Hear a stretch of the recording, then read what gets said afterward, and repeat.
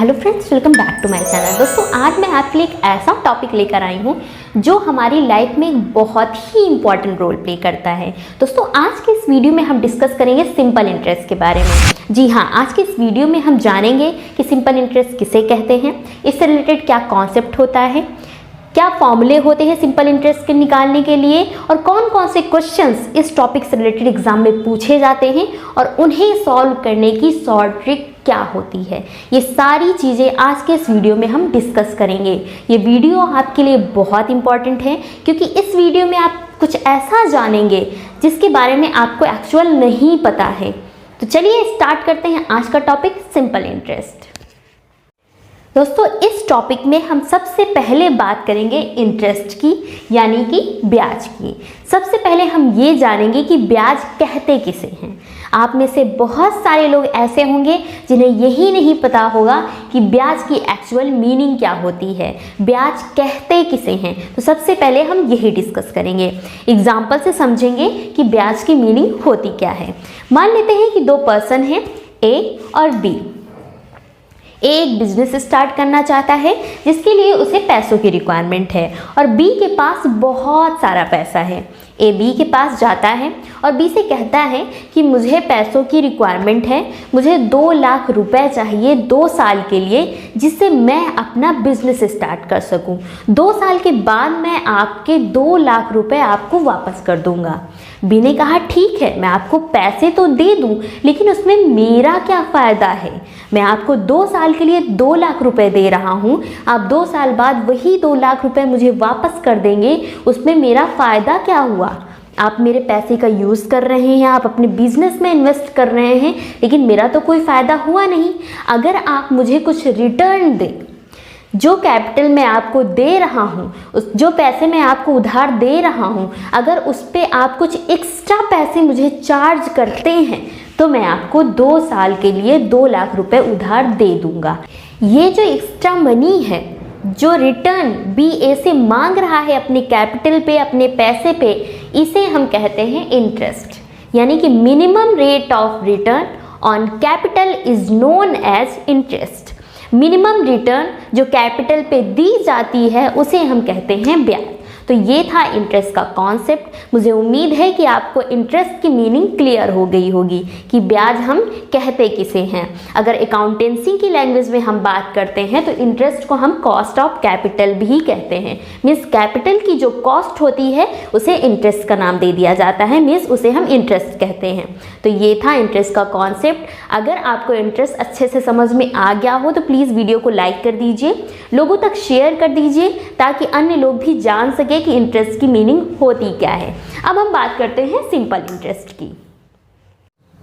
दोस्तों, simple interest का मतलब होता है कि हर साल कैपिटल पे जो साधारण तरीके से ब्याज लगता है उसे हम कहते हैं साधारण ब्याज, यानी कि सिंपल इंटरेस्ट। जैसा इसका नाम है वैसे इसका काम भी है। कहने का मतलब ये है कि सिंपल इंटरेस्ट का जो कॉन्सेप्ट है वो बहुत ही आसान है, उसके फॉर्मूले में भी बहुत ज़्यादा डिफ़िकल्टीज नहीं है। तो आइए जानते हैं कि सिंपल इंटरेस्ट निकालने का फॉर्मूला होता क्या है।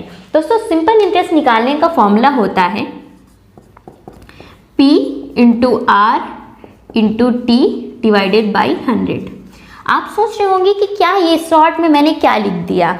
आप में से कुछ लोगों को पता भी होगा, लेकिन मैं फिर भी एक्सप्लेन कर देती हूँ सभी टर्म्स को कि ये P क्या डिनोट करता है, R क्या डिनोट करता है एंड T क्या डिनोट करता है और इनकी मीनिंग क्या होती है। दोस्तों, इस फॉर्मूले में P का मतलब होता है प्रिंसिपल, यानी कि मूलधन। R का मतलब होता है रेट, यानी कि दर। T का मतलब होता है टाइम, यानी कि समय। A का मतलब होता है अमाउंट, जो कि यहाँ दिया नहीं हुआ है, लेकिन फिर भी इस टर्म के बारे में जानना भी ज़रूरी है। अमाउंट क्या होता है? अमाउंट वो होता है जब हम किसी से पैसा उधार लेते हैं किसी समय के लिए। मान लीजिए आपने 2 लाख रुपए किसी पर्सन से 2 साल के लिए उधार लिए, 2 साल के बाद आप उस पैसे को रिटर्न करते हैं, साथ में कुछ एक्स्ट्रा भी रिटर्न करते हैं, तो उसी को हम कहते हैं अमाउंट। मीन्स टाइम ख़त्म होने के बाद जो पैसा हम रिटर्न करते हैं, मूलधन प्लस ब्याज, उसे हम कहते हैं अमाउंट। तो ये था सिंपल इंटरेस्ट का फॉर्मूला, मूलधन गुणे दर गुणे समय डिवाइडेड बाई 100। तो ऐसे हम इस फॉर्मूले की हेल्प से सिंपल इंटरेस्ट कैलकुलेट कर सकते हैं। दोस्तों ग्रुप डी के एग्जाम में क्वेश्चन पूछा गया था कि बताइए सिंपल इंटरेस्ट का फॉर्मूला क्या होता है। आप सोच रहे होंगे कि क्वेश्चन तो बहुत आसान है। जी हाँ, क्वेश्चन बहुत आसान था, लेकिन थोड़ा सा डिफिकल्टीज थी। डिफिकल्टीज क्या थी? डिफ़िकल्टीज ये थी कि ऑप्शन में ये फॉर्मूला नहीं दिया गया था।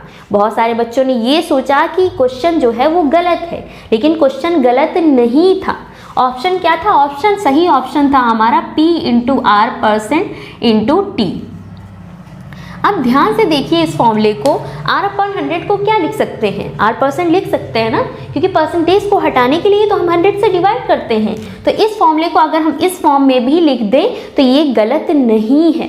ऐसे क्वेश्चन एग्जाम में पूछे जाते हैं जो सिंपल तो होते हैं, बस थोड़ी सी डिफ़िकल्टीज होती है जिसमें थोड़ा सा दिमाग लगाना होता है। तो प्लीज़ आप ध्यान से पढ़िए, क्योंकि ये क्वेश्चंस एग्जाम में आपके पूछे जा सकते हैं। चलिए बात करते हैं क्वेश्चंस की।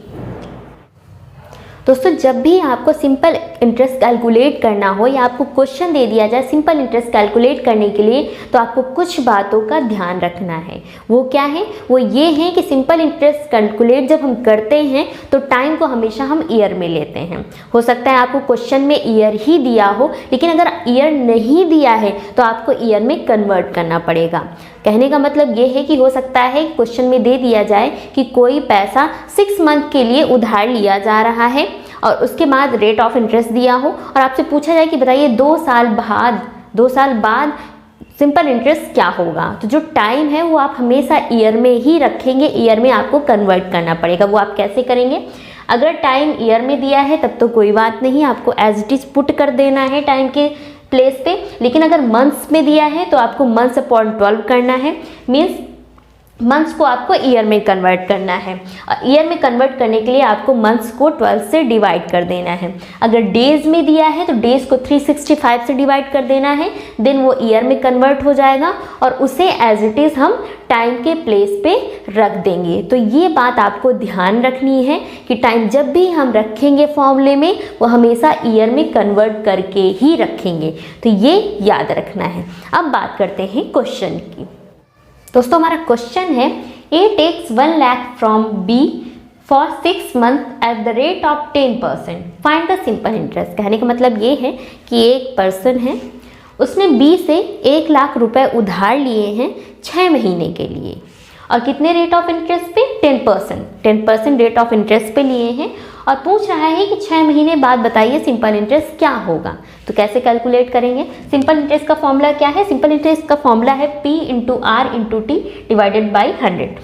कहने का मतलब मूलधन गुणे दर गुणे समय डिवाइडेड बाई 100। तो यहाँ P क्या दिया हुआ है? P का मतलब क्या होता है? प्रिंसिपल, यानी कि मूलधन, जो पैसा हम उधार लेते हैं। तो यहाँ हमने उधार कितने लिया हुआ है? 1 लाख। तो यहाँ हम 1 लाख लिख देंगे, 1 लाख। उसके बाद R क्या दिया हुआ? मीन्स किस रेट ऑफ इंटरेस्ट से पैसा लिया गया है। तो रेट ऑफ इंटरेस्ट क्या दिया है? 10। तो यहाँ 10 लिख लेंगे हम। और उसके बाद समय क्या दिया है? समय हमारा दिया है 6 मंथ। तो यहाँ 6 मंथ लिख लेंगे। लेकिन मैंने आपको क्या बताया है, जब भी हम सिंपल इंटरेस्ट कैलकुलेट करते हैं तो हम ईयर में कैलकुलेट करते हैं। मीन्स अगर टाइम हमें मंथ में दिया है या डेज में दिया है तो उसे सबसे पहले हमें ईयर में कन्वर्ट करना है। कैसे करना है उसके लिए मैंने आपको फॉर्मूले बताए हैं। जब मंथ्स में दिया हो तो मंथ्स अपॉन 12 कर देंगे, डेज दिया है तो डेज अपॉन 365 कर देंगे, तो ये ईयर में कन्वर्ट हो जाएगा। यहाँ मंथ्स दिए हैं तो मंथ्स को हम क्या करेंगे? ईयर में कन्वर्ट कर देंगे, और ईयर में कन्वर्ट करने के लिए क्या करेंगे? मंथ्स को हम 12 से डिवाइड कर देंगे। तो इसे भी हम 12 से डिवाइड कर देंगे। तो 12 से डिवाइड कर देंगे तो ये कैंसिल हो जाएगा और वैल्यू आ जाएगी 1/2 ईयर। मीन्स जो मंथ था उसे हमने ईयर में कन्वर्ट कर दिया। अब इसे हम सिंपली इस फॉर्मूले में पुट कर देंगे। सिंपल इंटरेस्ट का फॉर्मूला क्या है? P means principal into rate into time divided by 100। Value put कर देंगे तो कितना हो जाएगा? ये 1 लाख है। 1 लाख। R कितना है हमारा? 10। टाइम कितना है? 1/2,